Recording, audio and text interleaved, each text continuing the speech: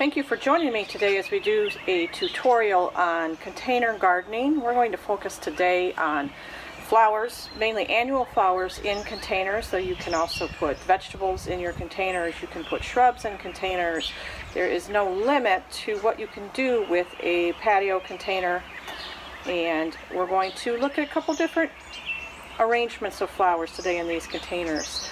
To start with, I am going to talk about this planter here. I was looking to create a planter that would be bold and dramatic, but also brighten up a partly shady spot in my yard where there is just some afternoon sun and morning shade. So to begin with, all containers need three types of plants. They need what we call thrillers, what we call fillers, and what we call spillers, such as this Bacopa here. Thrillers are meant to be taller plants. They have a lot of interest to them. The focus with thrillers is for them to be horizontal. We want them to fill up the middle. We want them to be a little bit taller than the other plants around them. And so for each of my planters here, in this case, I have chosen a canna lily. This will get a very tall, bright red flower on it. And I wanted to play off the greens and the burgundies in this leaf of this plant, because once it's done blooming, we're just going to have the plant leaf as well. So I went with some coleus, which has a beautiful burgundy with a lime green edge to it. And for a punch of color, and also as my spiller, eventually this plant here will be much larger and fill in these areas, and it will hang down and grow downward over the edge of the planter. So for this one, I put in some super bells, and this one is called Tangerine Punch, and it's just a very subtle orange tangerine color edging on the flower with a burgundy center and a yellow. So it just really complements well the different shades of burgundy going on in these various leaves. I also wanted to add a little bit more punch of a color, but it also goes with the tangerine. So we have a begonia here, which will tolerate the afternoon sun, but also get the shade that it needs. And it too is a bright, kind of orangey color, but this will also fill in and continue to have these beautiful, almost rose-like blooms to it. And so throughout here, for my medium-sized plants and my horizontal plants that will fill these in, the coleus is my filler, and then again my spiller are these super bells, which will eventually get very large and hang over the edge of the pot. Now over here I was going more for just a really bright color combination. I really wanted to do something with yellow, and so I chose a dahlia because it's just very bright and happy, and it really fills in the pot here quite well. But I also used some white flowers as well. When you're working with just one color that you want to accentuate, it's a good idea to use 25% white and 75% of the other color that you want to have stand out. So for my whites here, for my filler, I have chosen a osteopermon, and it is the Bright Lights White. And again, this will get quite full. And the petal just, it matches the dahlia a little bit, but it also just helps to set off that yellow so that you notice it as if you didn't before. And then for my spiller in this container, I went with a supertunia, which again will get very full. It will eventually cascade over the edge of this container. And for this one, I went with a limoncello, which is a subtler yellow, so it also draws in some of the white, but it also helps to draw in some yellow to play off of the dahlias. And then for my filler in this one, I chose to go with a plant that's not going to flower at all. This is called Prince Tut, and this is basically just an ornamental grass, and I chose it because I liked the airiness of it. It's not as compact as the dahlia, and it just kind of helps to set off the whole planter. It has a longer, more hair-like leaf to it, whereas the dahlia has the rounder leaves with a sharp kind of edge to the leaves, a tooth, if you will. And That's also why I went with the Osteopalum, because it has a similar leaf to the Dahlia, but on a smaller scale. And then of course the Super Bells are a little bit softer leaf, and so that will help kind of contrast with some of the more dramatic leaf structures going on. Over here I just went with a real simple 2-flower container. This is a much smaller container. This one is more subtle in its color. It's just a very soft salmony pink begonia, and I paired it again with some white. And with that one I used just a Bacopa, which will be my spiller. As you can see, it's already spilling over the edges of this container, and that white will just be a nice contrast to the soft pink. And the last container I want to talk to you about before we actually go through the tutorial filling a container is this one here. I chose this one to be more of a fall container. I have my eye on the fall with this one. So what I did with this container is I put in a purple fountain grass, and this, as you know, will get very large. If you've seen the containers in downtown Coldwater in the summers, they usually have a purple fountain grass, and they get very big and very full. And so in the fall they will have a nice purple plume to them. And so I just wanted to kind of play off of some of those colors in there with that purple. So for my filler I have 2 salmon colored geraniums, and then I went and I put in some more of the Supertunia bells that will be my spiller and go over the edge. And I chose Silverberry for this one because I like the soft subtle pink of this one. It plays off of the purple in the fountain grass, but it also is just a nice contrast to all of the green and purple. And the last thing I put in here, I found a container with flowering kale.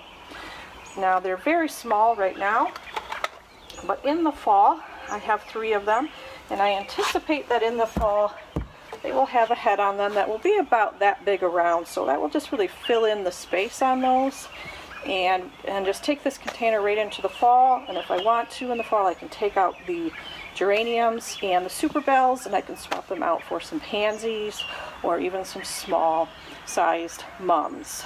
So these are 4 containers that I have that, like I said, I will put either in a semi-shaded area in front of the fence, or I will group them together on my patio. I like to move my pots around in the garden throughout the summer. If there's a spot that needs some color, I can just plop one of these in there, and that gives me some variety and something new to look at. In just a moment we will go through the steps of actually putting together a large container of flowers. Okay, so what I'd like to do right now is go ahead and show you how I fill the container pot. What I've done here first in this larger pot, you see I have this bag of potting mix. Obviously you want your containers, especially a large one like this, to be lightweight if you're going to move it around. So many people opt to use potting mix, which makes sense, but buying bags and bags of potting mix to fill lots of containers can get very expensive. So one thing I like to do is I use more of a mixture of potting soil, maybe a bag of gardening soil, which is much less expensive than just straight potting soil. And I even put a little bit of topsoil in there just because that's the least expensive. And so I can do a mixture of those, and it will go a lot further, and I don't have to spend quite so much money trying to fill all these containers. Another tip is, if you have a container from the previous year that still has its soil in it, just remove the top 3 or 4 inches of soil and just add new soil to that. You don't have to empty the whole pot every year and refill it. I also have some containers larger than this one, where at the bottom I just filled it with plastic containers, maybe even packing peanuts, etc. You don't need to worry about having the soil all the way down here. Michigan has such a short growing season that your roots are not going to get that far down, and you just don't need to use that much soil. The other thing that I like to do, I have my my soil here, my container filled almost to the top. Some people like to fill it all the way to the top and then just move around the dirt they need. I'm going to go ahead and add a little bit more to the sides of this. I've already got it worked out where my thriller plant will go. But I'm going to add just a little bit of this slow release food. right into my soil. Most potting mixes are going to come with some of that in there, but I just like to add a little bit when I'm first planting. And then in about 3 or 4 weeks, I'm going to start adding some water-soluble plant food to my containers as well. Like I said, we have such a short growing season. To really get these full how we'd like them to look and how they look when we go to the garden centers, you really do have to do quite a bit of feeding. So for my thriller plants today, I have chosen a wax begonia. This one is called Dragon's Wing, and you can see it has a different kind of shape to it. It has some nice bright pink flowers, and I just bought this in a larger container knowing that I was going to put it into an even larger container. So I'm going to very carefully remove this from the pot, and I'm going to set my plant down in here, and I want the top of it to be even, maybe just a little bit below the rim of my container. So as you can see, this dragon winged begonia really takes up a lot of space in this container. So I'm mostly going to concentrate on plants that are going to be spillers, that are going to grow over the edge of this pot. I'm also not going to worry about the back of this pot, because in the back it will be up against a fence, and I don't have to worry about what's going to be back there because it's just not going to be a 360-degree view of these pots. So I'm going to go ahead right now and pack some dirt around this begonia so I can start to fill in with my other plants. It does help to pre-mix your soil rather than as you go along. So I'm going to start this with a silvery licorice plant. And the reason I chose this for my spiller is I just like the way the silver plays against the hot pink, and it's just a nice contrasting plant. It has a very soft, delicate leaf as opposed to the very bold leaves of the dragon wing. Now, some people like to pinch these roots and just spread them out a little bit. You do not have to do that unless you open up your planter and it's really compacted. Then you're going to want to do that. Otherwise, I'm just going to stick this right in here at the front, and eventually it will grow over the edges and just cascade down. I also have a few coleus that I would like to put in here. Matches the wing, the dragon wing, and it just has some pink in the leaves as well that will just contrast against the flowers. So I bought this one as a 3-pack, and I'm just going to go ahead and put a few of these in there, right alongside my licorice plant. I'm going to stack those two together for effect. And I'm going to add some more soil around here.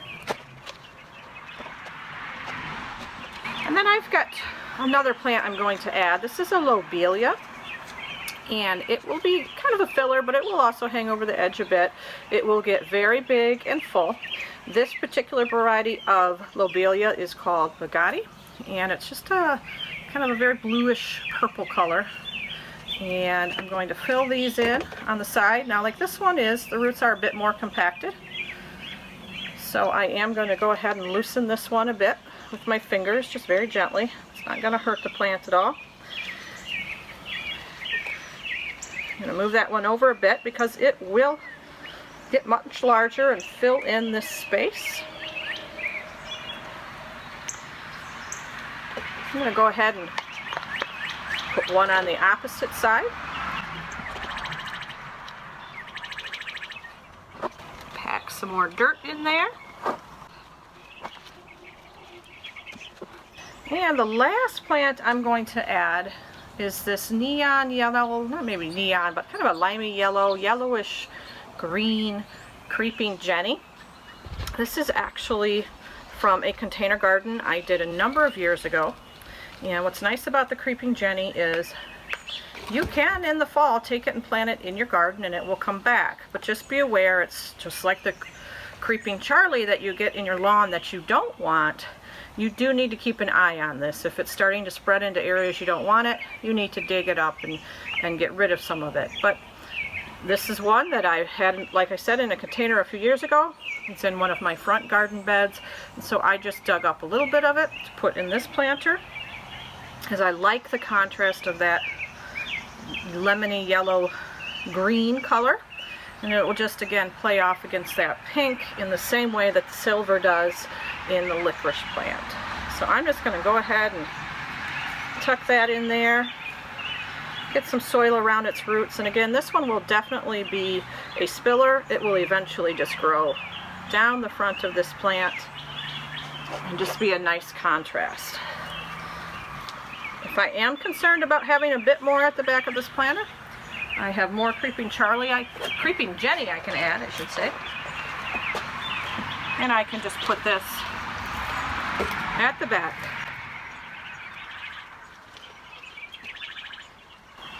So there you have it. We have our thriller, our dragon-winged begonia.